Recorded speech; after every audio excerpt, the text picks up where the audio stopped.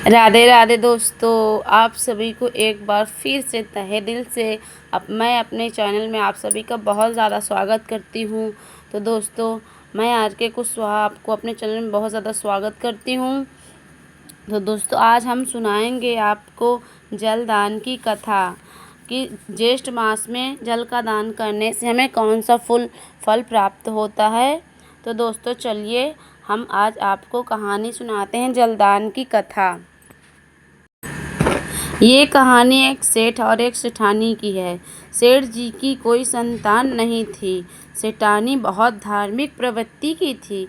वह बहुत पूजा पाठ करती थी।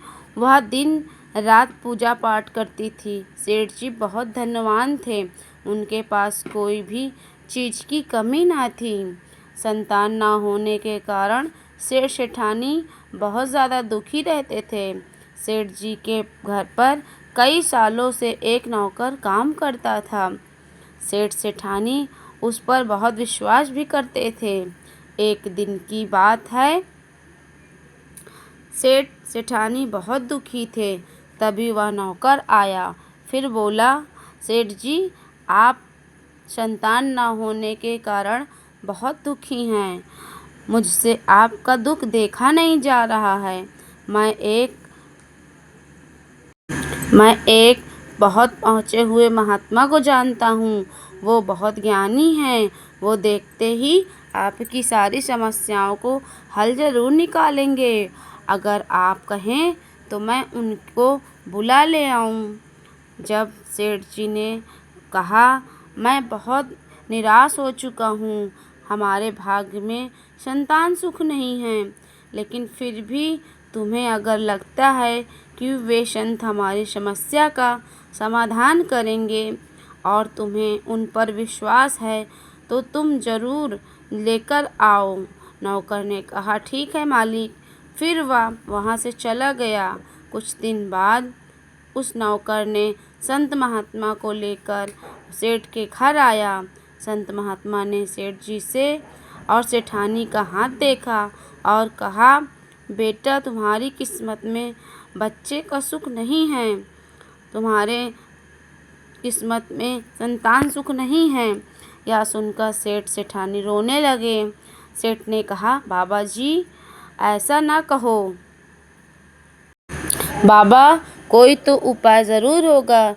मैं अपनी सारी धन संपत्ति देने को आपको तैयार हूँ। तब साधु महात्मा ने कहा, बेटा, धन संपत्ति नहीं खरीदा जा सकता। तुम्हारे पिछले जन्म के कर्मों के कारण तुम्हें इस जन्म में संतान का सुख नहीं मिला। तब संत जी ने कहा, बाबा, पिछले जन्म में मैंने ऐसा कौन सा पाप किया था जिससे इस जन्म में संतान सुख नहीं है? ऐसा सेठानी ने बोला। तब संत महात्मा ने कहा, बेटा, पिछले जन्म में तुम एक मंदिर के पुजारी थे। एक रात तुम रात दिन भगवान की सेवा भी बहुत किया करते थे।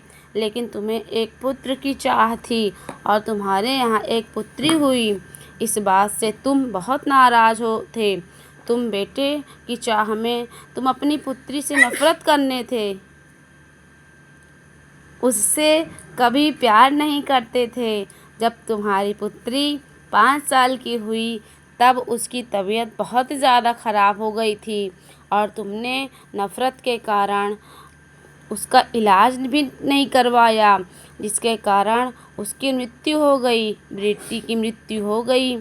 दिन रात भगवान की पूजा करने के कारण तुम्हें दौलत तो मिली गई, लेकिन पुत्र की चाह में तुम्हें कन्या हत्या का दोष लग गया, जिस कारण इस जन्म में तुम्हें कोई संतान नहीं है।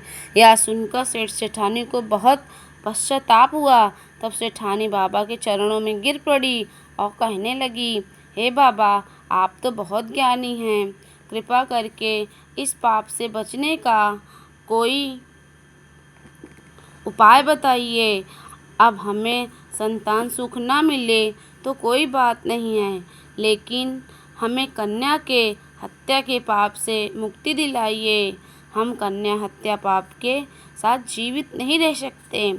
तब साधु महात्मा ने कहा, कि आप एक उपाय है कि तुम पूरे जेठ महीने में प्रातः अपने घर से पैदल गंगा तट पर पैदल जाकर गंगा स्नान करो और वहीं बैठकर शुद्ध जल का दान करो और प्यासे को पानी पिलाओ, तो तुम्हें इस पाप से मुक्ति मिल जाएगी। ज्येष्ठ मास में जलदान का महादान होता है।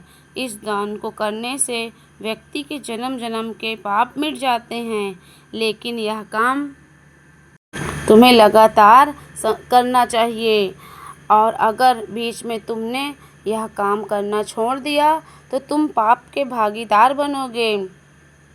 साधु महात्मा की इस बात पर मानकर सेठ सेठानी ने पूरे माह गंगा स्नान किया तथा जलदान किया, जिसके प्रभाव से सेठ सेठानी के सारे पाप नष्ट हो गई। जेठ मास में गंगा स्नान और जल दान करने के पुण्य से सेठ जी के घर में कई साल बाद एक कन्या ने जन्म लिया। तब सेठ सेठानी बहुत खुश हुए और अपनी कन्या के साथ खुशी खुशी रहने लगे।